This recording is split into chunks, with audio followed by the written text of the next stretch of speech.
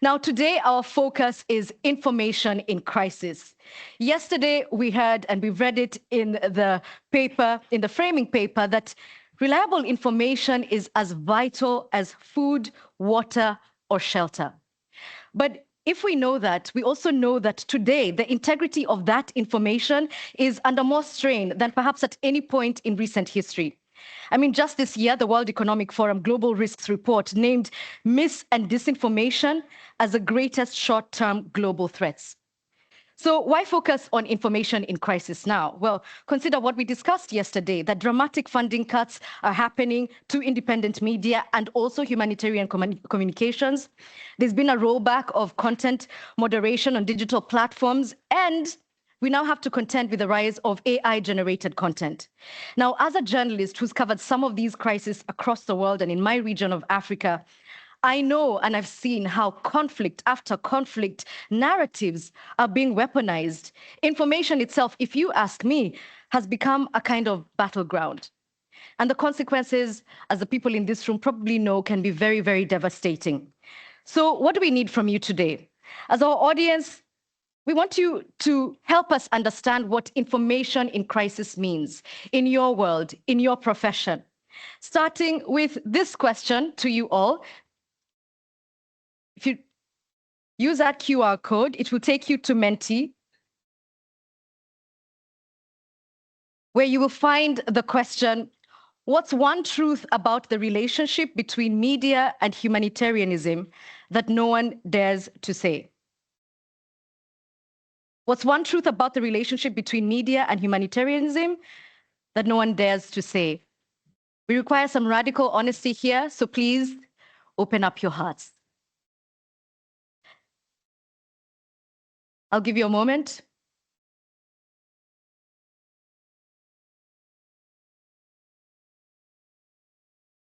And as you think of that, I have the pleasure of inviting from CDAC Network, Geoff Loane. Welcome.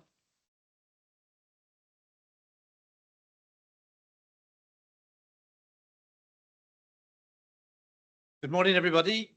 And thank you very much, Edith, for this introduction. And I would like to start by again thanking DW Akademie for hosting us all today. We are a slightly different group than yesterday. We had a wonderful public symposium yesterday of FOME, and today we're pleased to welcome our CDAC colleagues and some others perhaps who have joined us and those who have joined online. My name's Geoff Loane. I'm pleased to be here on behalf of CDAC, and I want to share a few opening remarks with you because I think this is a very important opportunity to look at the way in which media development sector and the humanitarian sector try to articulate what it is that brings us together, what it is that divides us, how we can work together. I think we are all in the room together, and I think we're really blessed and fortunate for us all to be here. Let me start with, there's kind of three things I want to kind of talk about. I want to talk about challenges, differences, similarities, and a call to action. And the call to action is something we're trying to carry as a theme over the next couple of days. Yesterday, we had long and extremely interesting conversations around about media development, and some of this was all very new for me, as coming from more the humanitarian sector. At the end of the day, we were lucky to have Sarah and Laura come up here and talk to us about what they thought, and I hope I'm not going to misquote them, what they saw as the challenges between media development and humanitarian, and why there is a perception that perhaps these two sectors are not working so well together. Okay, the reasons they gave in terms of these challenges, I'll just kind of run through them. We won't have time to discuss them. Editorial independence, different funding structures, different pressures from funding structures, the media not able to show its role in disaster response. I personally, this one I think is an opportunity. I actually think this is rather important, but it was mentioned as a challenge. Humanitarian principles were seen as a challenge, and humanitarians wanting to control the narrative and maybe not letting the media in. These were some of the challenges that were kind of shared with us yesterday at the end of our day's discussion. Let me move on to some of the differences. Yeah, what are the perceived differences between our various sectors? And I'm going to start with one. And again, it's slightly risky because I'm going to kind of qualify things that we all hold deep in our hearts. And that is around about what drives us and what are our values. And media development and the media houses will tell us truth to power is what it's all about. And humanitarians will tell us actually neutrality and reaching all victims is what it's all about.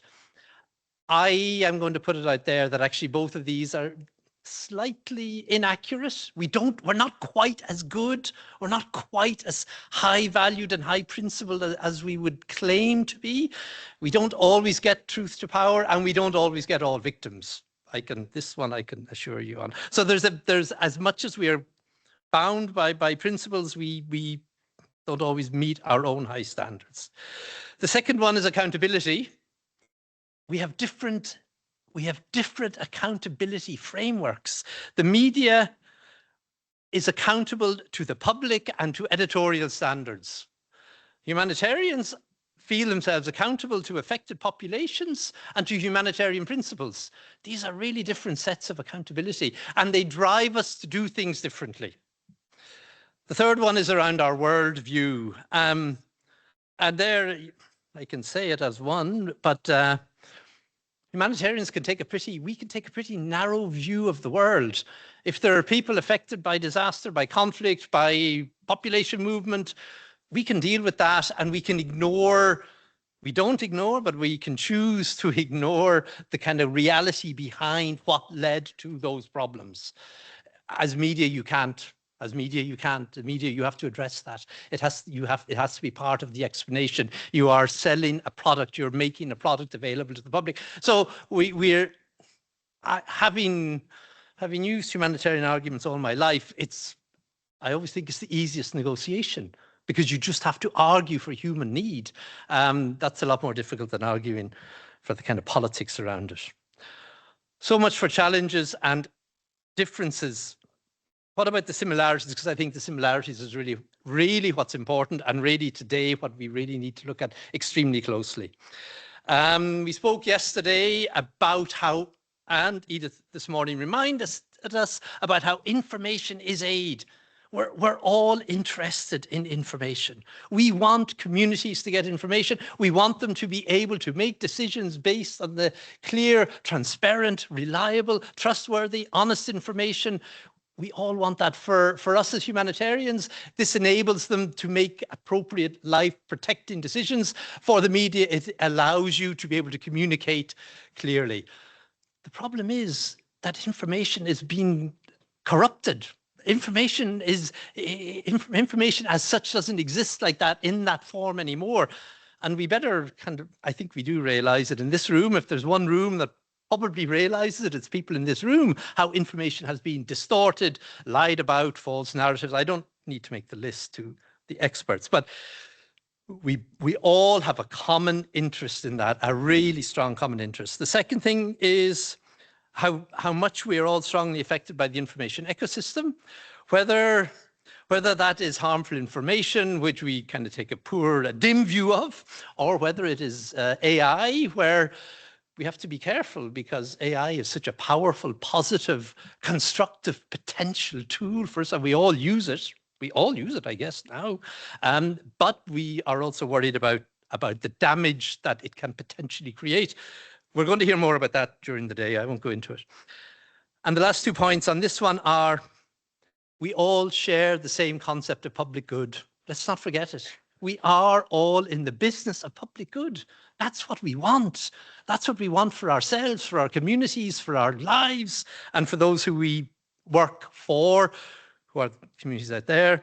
And finally, we are massively under threat. And I don't know, none of us can underestimate that threat. We just can't underestimate the threat of the multiple diverse narratives that exist out there. How many realities in the world? It's no wonder trust has been eroded. It's no wonder nobody trusts media, nobody trusts humanitarians. Everybody thinks that there's another angle and another story to tell. I will stop with our call to action over the next few days. So this is something that is kind of percolating today's discussions, and for the next 2 days, That is tomorrow and Friday. The CDAC Annual General Assembly will take place, and we will also go through this call for action.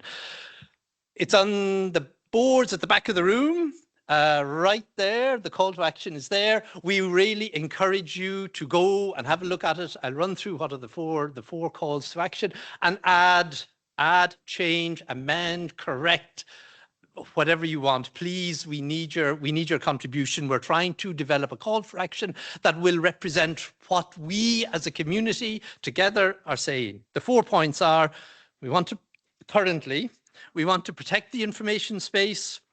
We want to invest in local information ecosystems. We want to align across sectors. That's a message to us, all of us. We want to align across sectors, and we want to build artificial intelligence collectively with communities. Each one of these is kind of like a book on its own. I really encourage you, it will come back during the day, to contribute to that. We really need it. I thank you very much for the time, and I'm looking very much forward to the rest of the day and the conversations. Thank you.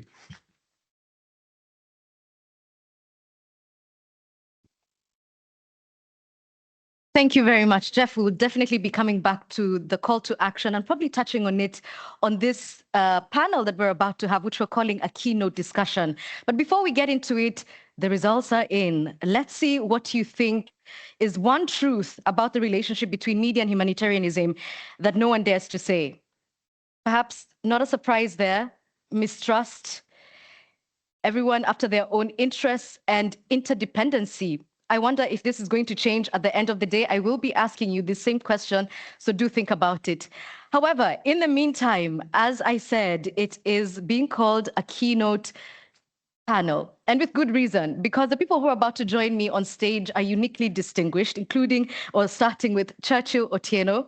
He's looking at me looking rather bored. I hope this is not a reflection of my moderation. He is the board president of the New Humanitarian and a leading Kenyan journalist. So we are countrymates with decades of experience in digital media and newsroom leadership, including, I think at some point you served as the president of the Kenya's Editors Guild. Please welcome on stage, Churchill. Yeah. We're also joined by Dr. Tammam Aloudat. He is the CEO of the New Humanitarian. He is Syrian-Swiss, as I learned recently, a physician, a veteran humanitarian with over 2 decades on the front lines of crises. We're talking about volunteering with the Syrian Red Crescent. He then went on to work in wars and epidemics and disasters from Darfur to Iraq and the Haiti earthquake. So this is a man who knows exactly what we're talking about. Please welcome on stage, Tammam.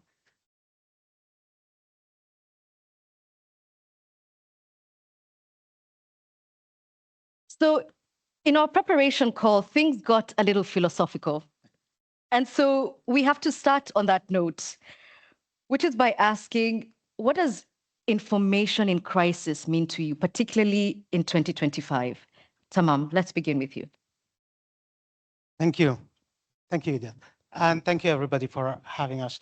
I mean, it's too tempting to resist the wordplay here.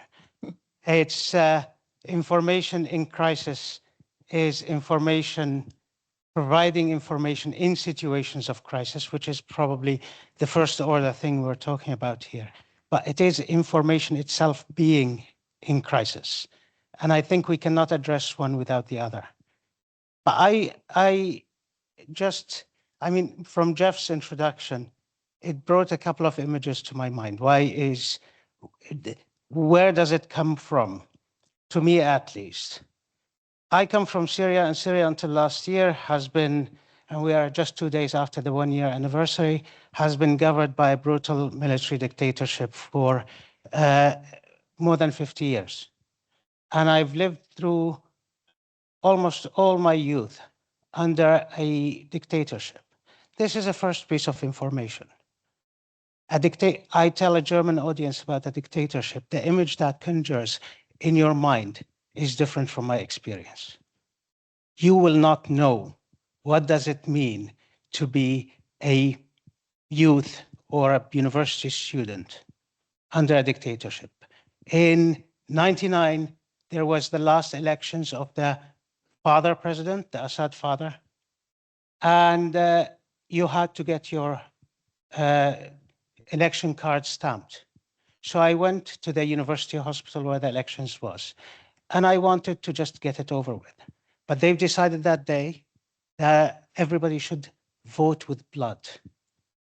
So lined nurses to puncture people's, because they wanted to be proud and send to the central, all of them vote. And by the way, it was not an election, it was a referendum, because there was his photo and then a yes in green and a no in red, and they wanted everybody to stamp with their blood. And I tried to say no, I will say yes, but with a pen. And I was threatened with imprisonment on the spot. This is my version of dictatorship. The other version of journalism is we had 4 newspapers in Syria. All of them were copies of the same thing, all of them state-run. And I made a point of paying 5 Syrian pounds, which is equivalent of 10 cents every day to buy the newspaper, because buying the newspaper is being smart, intelligent, intellectual, even if you're reading shit inside it. It goes to one of the first books I read about journalism and humanitarianism was called, and this is the literal transcription, I remember it when Geoff was talking, it's called Anyone Here Has Been Raped and Speaks English. And it tells you a lot about what do we intend by journalism. And this is because we are pretending that the crisis of information is new, and it isn't. The last thing is the interpretation of that is NPR, among many, many other examples. There were 2 side-by-side titles. One is Russia's violent annexation of Ukrainian territory, and the other is Israel redraws the map of Gaza. Same act, different descriptions. And here I will go on last word.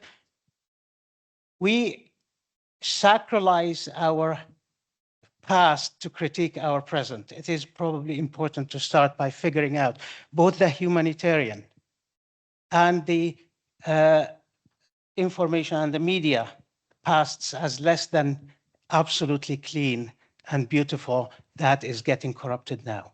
In my view, the humanitarianism that I grew up in and grown from adoring to challenging is one that is entangled in Eurocentrism, in colonial pasts, in histories that are less than lovely and philanthropic and altruistic. And until we start challenging that bit, it is hard to, just talk about the current situation as unique. So Churchill, Tammam there articulating this history of information having been and continuing to be in crisis. In what ways are you seeing this crisis information landscape evolving, at least in the recent decades? When you think about it, at the end of the day, information is about power. He or she who tells the story many times chooses to tell it in their own lenses. And we have a phrase about this in Africa, that until the day the lion learns how to tell its own story, the hunter will always be celebrated. And I think this is coming out a lot more clearly in the world today, where in many instances, different powers, depending on the context you look at it, believe that they're entitled to their own truths, purely because they can and may. And it doesn't help that today science has given us tools that enables us then to create images and basically manufacture, so to speak. But if you think keenly about it in terms of the world as a community, because when I look at the room, I see faces from the humanitarian space, as Geoff rightly told us, but we also journalists in here. And in there, if you like it or not, there is tension. Humanitarians exist to protect lives or to save lives at the core. Journalists, we want to believe we exist to tell the truth. in a situation where there is questions about the integrity or the quality of information that informs those two spheres, definitely that tension is going to get a lot more severe. I'm reminded of a photo out of Eastern Africa during a huge hunger, and a journalist took photos of this victim until the victim was no more. That photo helped create a huge global reaction and support for that situation. But that photo also ended up taking the life of that journalist, fortunately. Yeah. But at the core is a question of what was the true story? And if we could bring that to our world today, we have very many situations going on in the world today. There are many, many people in Sudan today that are not in their homes. In the whole of Africa, Sudan is the only country I know where majority journalists are having to operate from outside their borders. But because they're outside their borders, that situation is also not being reported to the world, and the world is unable to then to give it attention. So when it comes to the reality of information integrity to us today and how then the power dynamics come into play there, it's what helps sometimes hide real humanitarian situations that we have from our eyes, and therefore denies attention to them, and sometimes also colors situations in colors that may not be realistic for those who are on the ground, as Tammam has so accurately illustrated. And so, because you brought up the image of, I don't know if you remember it, the vulture and the girl who was lying there. Yeah, a lot of us do. So where does that leave us? Where is the job of the journalist and where is the job of the humanitarian? Where does one begin and where does it end? Because ethically, we are told not to interfere with the process. So should we help the response to the ground, or do we just narrate the disaster, Churchill? Really tough question, but one that especially those of us on the journalism side must confront and find ways to deal with. Because in a time gone before, there was no information explosion as we have it today, thanks to technology. So being, for lack of a better word, neutral was seen as objective, was seen as ethical, was seen as helpful for the journalist. All that the journalist needed to do for the most part was to distribute and share information. In a world where a large majority of interested persons have ways of getting that information, the journalist must do more. And that more today is a moving target in that it's not clearly defined, it's not fully developed, it's not fully understood. And that's where, for me, there's an invitation to those who rely on the work that journalists must put together to help us define what that more means. What is the value addition that we need as journalists to do beyond reporting? And how do we define it in a way that enables the journalist to keep doing what he must do? Because remember, it's not for lack of a reason that historical journalists have tried to be neutral, because it's out of that neutrality that keeps, for the most part, that journalist safe and ensures that they are available in the next situation to also give us an accurate story that we can use to make decisions, depending on which sector we're operating in. If it's in humanitarianism, I believe a lot of the decisions that our colleagues in the humanitarian sector make, they make it based on accurate, credible, reliable reporting by journalists. But because humanitarians exist to save lives, that is only useful to them if they get it on time. I think time becomes a critical factor in that whole dimension. But in a situation where, like we have today, where there is, in my words, paralysis analysis of at what level does reporting start, and editorializing begin. And the controversies that come with editorialized reporting, especially from situations of that require aid. Yeah. So because you've brought up neutrality twice, this is also a tenet and a value that humanitarians have to follow, and also doing no harm. So Tammam, should we be rethinking these values, or are we just not doing it right? Because neutrality and doing no harm is also what causes humanitarians sometimes to be silent, because they're being cautionary, not wanting to distribute information to the media. Thank you.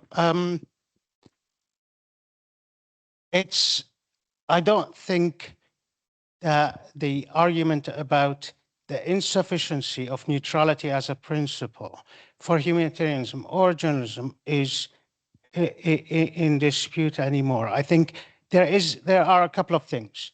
Neutrality assumes that it is feasible, it is possible to be neutral. And I would challenge the perception on both humanitarians and journalism. We talk about, Geoff talked about the purpose of journalism is to tell truth to power.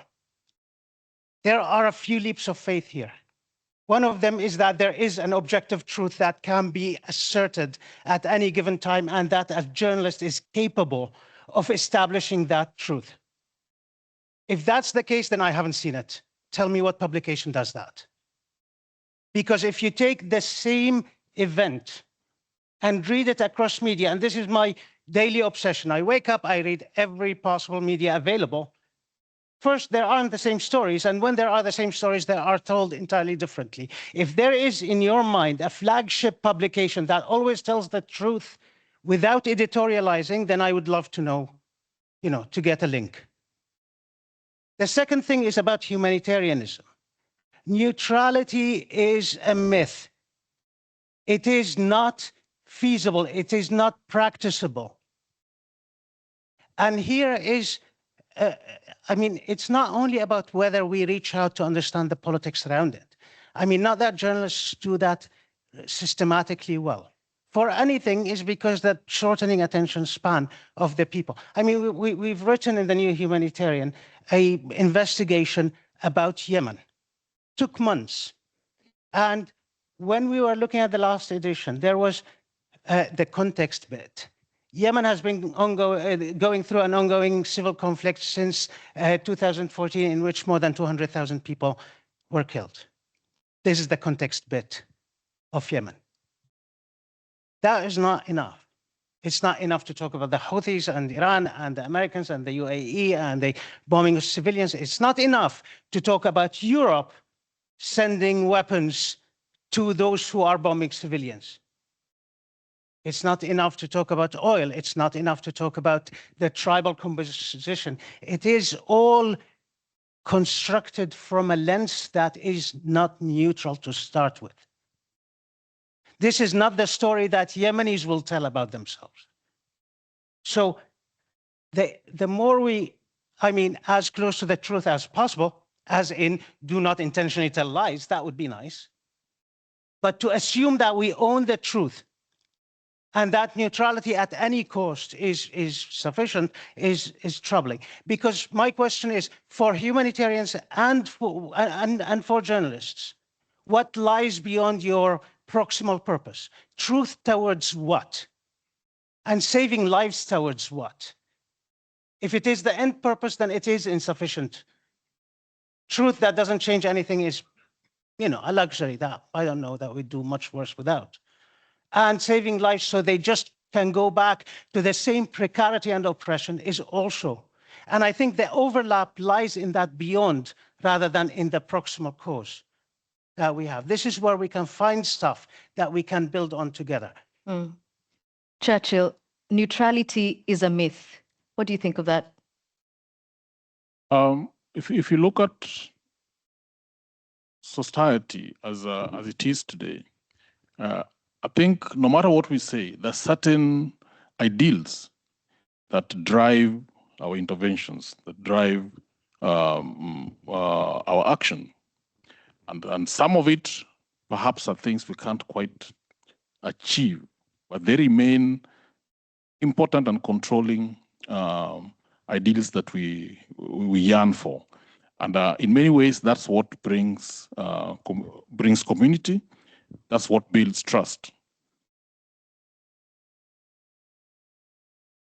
Having a shared body of those values, a shared body of those factors, I believe strongly must remain. Even for journalism, as much as it may be difficult to define that neutrality, and even amongst our journalistic communities, there is always debate about neutrality, objectivity. Even the truth itself is difficult to define.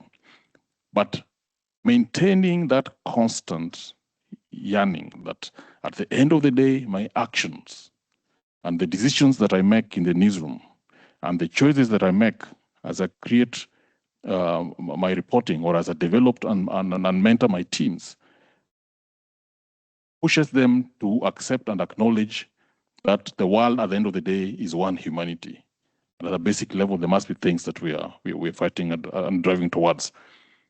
If we accept that, then even the debate around how to define these issues must and should be part of the menu of reportage that we provide here. And yet, despite what you're saying and what Geoff said, that these two communities are looking to do work for the public good. That's the interest that we share. But when we ask the question about the relationship between media and humanitarianism, Tammam, there's still a lot of mistrust. So what aren't we doing right? Where are we getting it wrong? I don't think we necessarily are doing it wrong by definition. I don't know that, perfect harmony is necessary or needed. We have a day-to-day different purpose. I think I absolutely agree that we have things that we might not reach, but that might be necessary to strive for. I think neutrality, again, is a first step towards that. It is an access principle rather than a fundamental principle, to my mind. If neutrality gives a humanitarian actor or a journalistic actor or some appearance of neutrality with least possible compromise, the next opportunity to access to save lives or to reveal truth, then that's a good thing. The question that remains is it a dogmatic thing or is it something that we have to question every time we use it? My fear is, at least in the humanitarian sector, it has become dogmatic. Now, what is it that public good is? I mean, there's an obvious public good. Being informed is a public good. Not dying in an emergency is a public good. And that is immediate. And this is, in humanitarianism, there's a classical definition that comes from Akademie. Humanitarianism is a biological imperative of saving lives, as opposed to development being a economical imperative of reducing poverty. Those are similarly useful, have different temporal framing to them. If that, then journalism to me is a moral imperative of revealing truth, of informing. But all of them are towards something. That something is probably the public good. And this is one thing we have to interrogate. Is it towards democracy? Is it towards development? Is it towards emancipation? Those are very, very different end goals. And herein lies the ideological underpinning of anything we do. What is it that we're striving for? If you are in the World Bank, you're striving for more free markets, more global capitalism. That is not what I want to be the underlying ideological cause beyond what I'm doing. And in that, in my experience, the moving from the humanitarian sector to the journalistic sector has been not only a technical learning experience, it's a moral one, because I go from, okay, now I'm sitting in a journalist's seat. My job is that humanitarian actors, whom I know very well, do not abuse their power. I don't want them to trust me. I want them to be accountable. I don't want them to like me. I want them to be accountable. I want them to do what they're promised. And we are in a uniquely strong position to question their actions.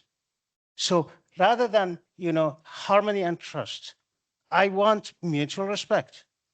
I want acceptance that, as a journalism, outfit, our job is to not let you get away with abuses, among other things. I feel sometimes when I'm covering crises and working with humanitarian organizations that this is very much at the front of their thoughts, that we're there to expose some sort of evil deed that they're doing. Do you sometimes find this, Churchill, and how do you go over this hurdle? I think that's what's feeding suspicion.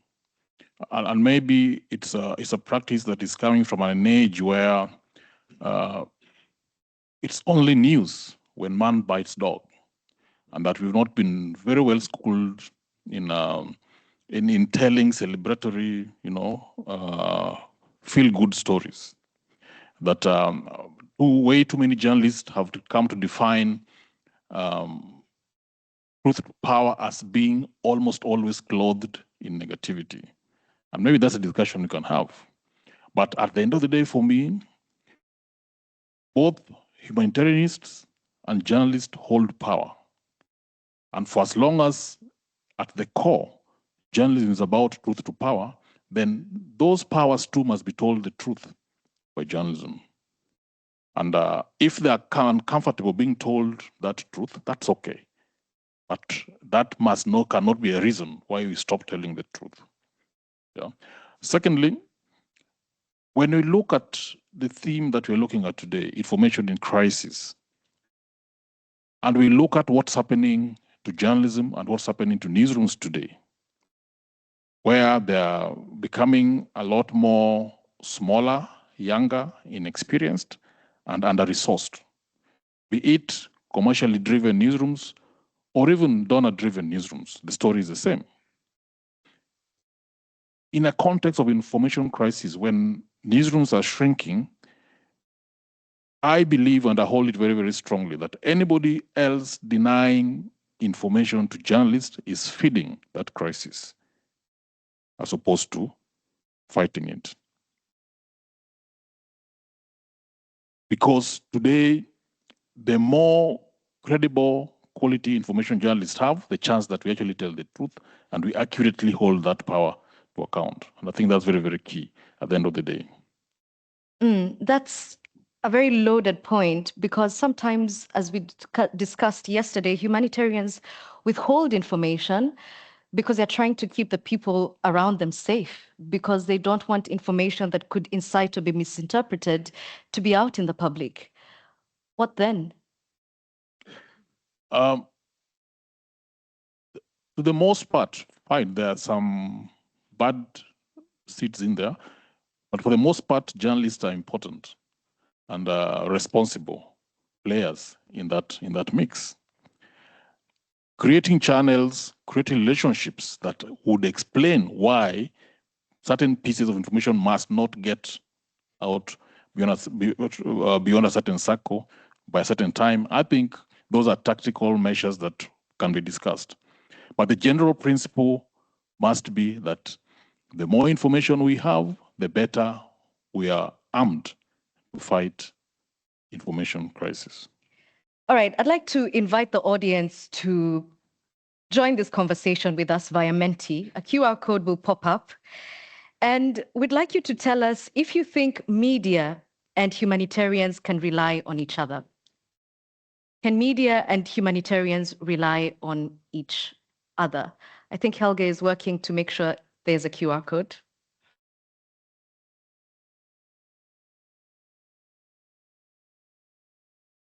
Tammam, as the audience is getting that question, can they rely on each other? When they don't, or when they don't work together, when they don't collaborate, who's getting hurt?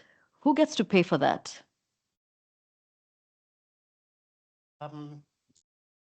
I think, the obvious answer is people, whether we're serving as humanitarians or reporting on as journalists, will get hurt. But and that's the obvious answer, but I just want to nuance it a little bit. The media is not a homogeneous body, and neither is humanitarianism a homogeneous body. There is, I know humanitarianism reasonably well 25 years in. There is stuff from the ICRC, the International Committee of the Red Cross, which is a very tight-lipped and very politically engaged with states organization that professes neutrality, one of the oldest organizations in the world, and is entrusted with Geneva Conventions. There's MSF, which is, a faction of the ICRC, although arguably they become much more similar over the years rather than more different, but is still more radical. There's on the other side, Samaritan Purse, which is an evangelical organization that is, and then there's the Freedom Flotilla. And those are all humanitarian actors. To say can rely on each other, and the media ranges from, I mean, the InfoWars, Jones something, the crazy guy in the US, up to, you know, up to the liberal media, and liberal, I don't say it as a praise, up to any ideological media, are all the media, and that's not a homogeneous field. So the question lacks in general. Yes, we should rely on each other, but anyone wearing a media badge or a humanitarian badge is not reliable by definition. We need nuance. And the nuance is, again, what is it that we rely on? If I was in the field in many countries, the last of which was in Darfur, just over a year ago. And I was managing a part of an MSF regional project, including multiple hospitals, including people who are extremely vulnerable. And over 20 years of working, I know exactly how to talk to journalists, so I tell them enough, but not much. We need to investigate what that means. Oh God, talk to humanitarian. There are multiple trainings, media training, they call it in humanitarians, is to say enough, insert your message. I mean, once you get experience, it gets boring. Read the, the articles that are written for humanitarian leaders in media outlets. They are over-engineered. They're a bit boring. I struggle to go through them, even if I'm interested in the topic. And what I'm saying here is that we need alliances across purpose, not across discipline. If I am a humanitarian, I want to find the media that serves the same purpose, that values the people I'm serving the same way, that stands against the same powers I think oppresses them, rather than stand across the discipline and ally with anyone claiming to be humanitarian, even if we don't share the same purpose. So there is a work of... Is that asking too much of journalists? You know, I asked you this in the preparation call, redefining the role and expanding the obligations of the journalist year on year. Let me challenge this. What we are describing as the core role of journalists is a bit ahistorical, and is a bit also confined to the bourgeois journalism of Western liberal contexts. That's not how journalism always worked. It doesn't have to be that way. Search for truth, absolutely. Vigor and ethics, absolutely. George Orwell went in 1937 as a journalist to Catalonia and ended up throwing his notebook, carrying a gun, and writing homage to Catalonia. Is homage to Catalonia not journalism?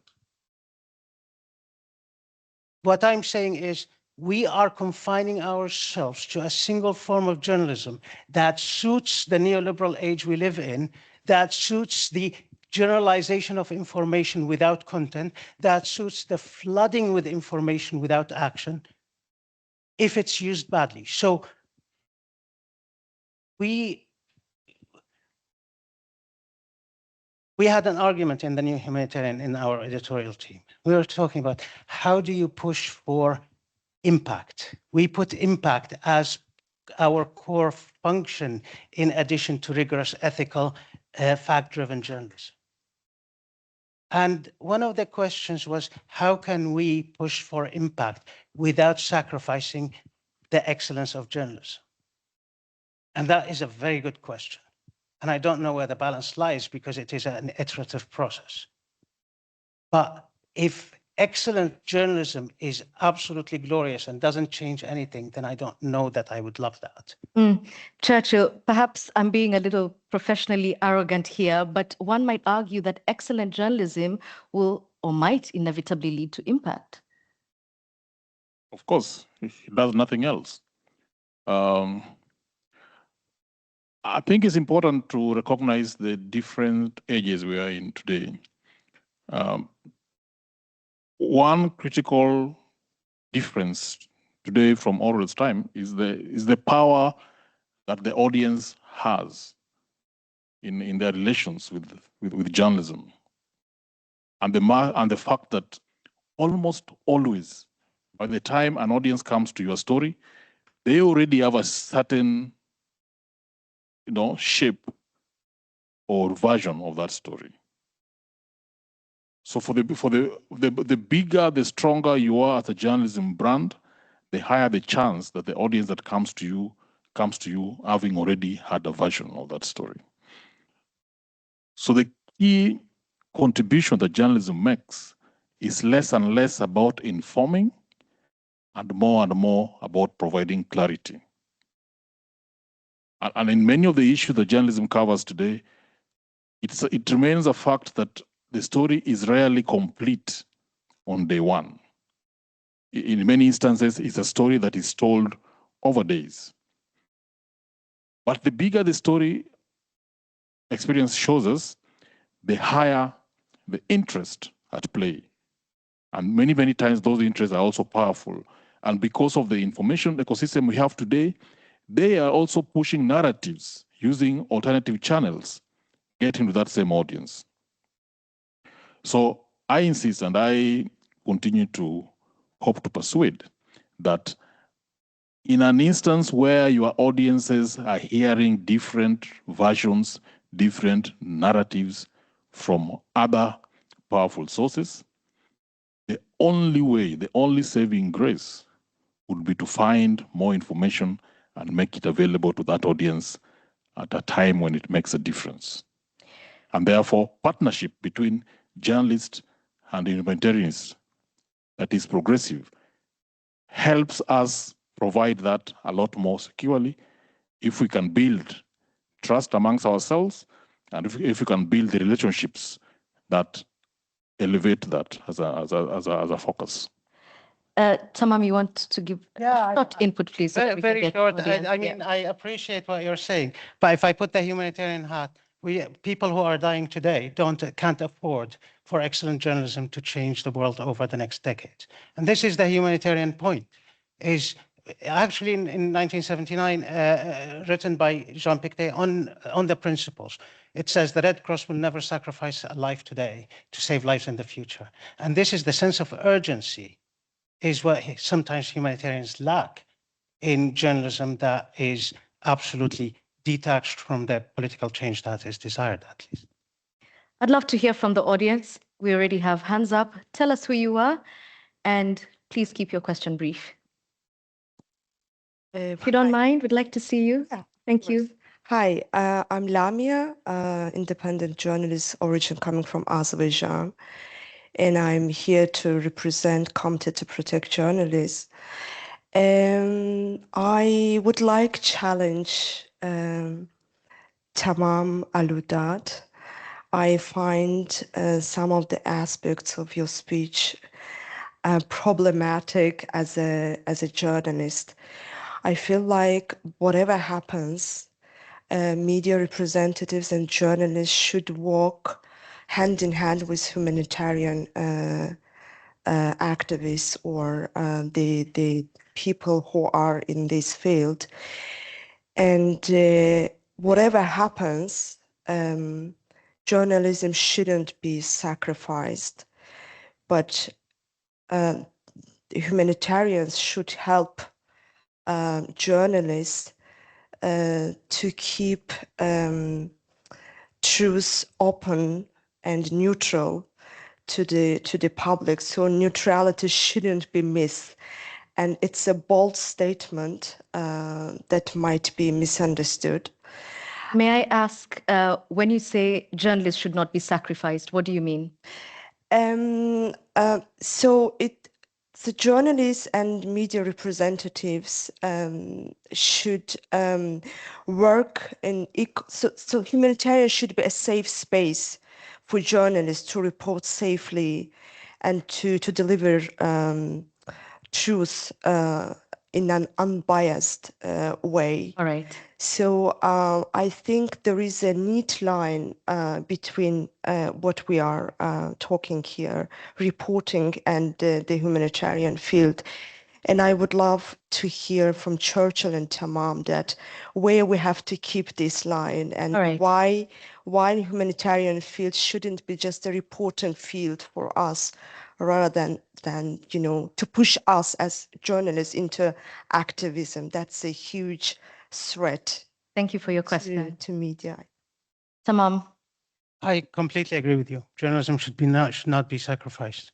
And as proximate to the truth as we can get, we should, both humanitarians and journalists. And the sacrifice, the sacrifice of journalism, particularly in crisis, is not happening by humanitarians. It is happening by states. Reporters Without Borders just reported a couple of days that Germany has dropped out of that from being good on freedom of expression into being restricted. And this is particularly on issues related to the Middle East. And I think, as skeptical as I may have sounded, I think the relationship between journalism and humanitarianism is easier than we think. And it happens all over the place because there are formal interactions, and having worked 20-something years in humanitarianism, there's a bunch of journalists who over the years called me behind doors, unquoted, and asked about explanations and information. And I was always happy because we share the interest of revealing what is happening to people. But it is important to know that within that frame, both humanitarianism and journalism are being sacrificed by the falling apart of the liberal compromise that existed, that has allowed both journalism and humanitarianism to function even with restrictions. This is happening here in Germany, this is happening all over the West, and it is being masked. And I just want to say one thing. You mentioned, Geoff, misinformation, disinformation. I facilitated that in Brussels a while ago, a debate about it, and it was the European Commission person in that insisted that the only misinformation, disinformation that exists and should be talked about is Russian, bot factories and stuff. And the whole denial that there is a whole lot of misinformation, disinformation coming out from what should be democratic institutions in the West, just not acknowledging that. A few weeks ago, Ursula von der Leyen was lecturing journalists about, you are ungrateful, you wouldn't be allowed to speak. They were protesting her or asking aggressive questions. You wouldn't be allowed to even ask questions if you are in Russia. At the same time, it was in Finland, at the same time as they were arrested by the police. The irony of ironies. So we are both being sacrificed. We are both, and I talk about myself as one foot in each camp, being sacrificed by a deterioration of politics that we are not challenging enough on both sides. And I think that might be more worthwhile than the subtle differences between the two disciplines. A more worthwhile question to ask is, how do we in Alliance address the actual deterioration of assumptions about democracy, liberalism, or the space of humanitarianism and journalism in our society? Well, we'll be talking about trust in upcoming panels. I think we have time for just one question.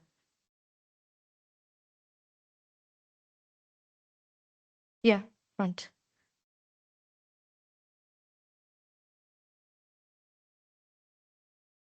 Good morning, everybody. My name is Timo. I'm a member of Forum Media and Development. Actually, I have a comment. I also would underline that we shouldn't continue the discussion as a division between sectors, right? So I can't identify myself as a media developer, but not humanitarian, right? So from my perspective, it's mainly done by the administrative part, right? Like in the ministry, you have to choose where do you go to. It's also regarding fundings, etc. So the whole idea and approach of these kind of sectors, I don't feel very comfortable with that. But I'm very grateful that there's an opportunity to meet other people I might never been in contact with, right? Because of, time resources and mind space, etc. My other comment is about this information in crisis. So I think this is also a certain very Western or Western European approach because of a very stable intergenerational experience after the Second World War, right? So, and now we are facing, and this is really a very subjective comment, now we are facing in Western cultures or societies that something is changing what we really don't understand. It goes into the bias of our institutions. And that's why we're talking about crisis, why my partners in Eastern Africa or South Asia we are working with, they're constantly in these kind of crises, right? So these two comments I wanted to share with you. Thank you. Thank you. Unfortunately, that's all the time we have. Churchill and Tammam, I would like to give you 30 seconds each to give us some closing remarks. And I mean 30 seconds, Churchill.